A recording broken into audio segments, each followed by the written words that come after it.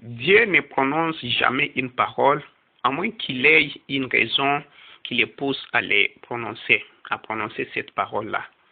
Il n'est pas comme vous et moi.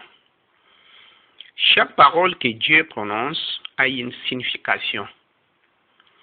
C'est quelque chose qu'il désire accomplir et qu'il accomplira par sa parole.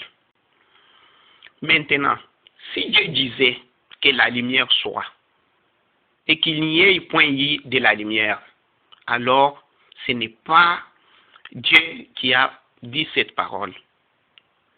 Quand Dieu dit quelque chose, il doit confirmer ce qu'il a dit.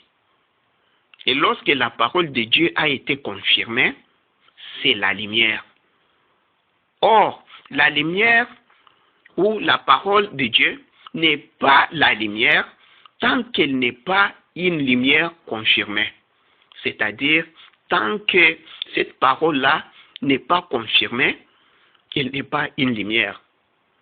Si Dieu disait que la lumière soit et qu'il n'y ait point eu de la lumière, alors ça n'aurait pas été la parole de Dieu. Mais lorsque la lumière est apparue sur la terre, cela a montré que la parole était confirmée et c'était la lumière. Maintenant, aujourd'hui, si Dieu a fait une promesse, lorsque cette promesse est confirmée, c'est la lumière du jour. Quand la parole est confirmée, quand la parole de l'air est confirmée.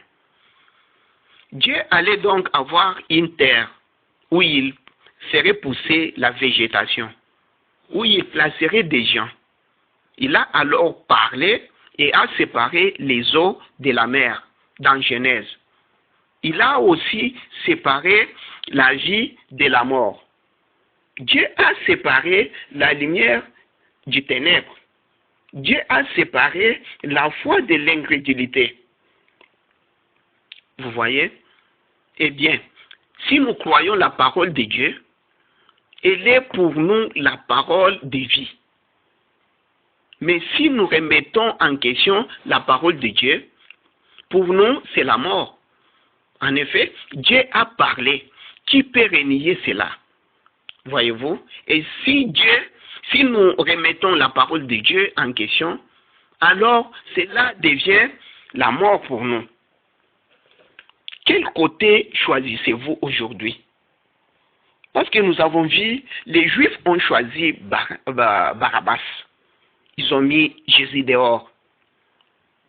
Les mondes ont choisi les credos et les traditions. Ils ont mis la parole dehors. Et vous, quel côté choisissez-vous aujourd'hui?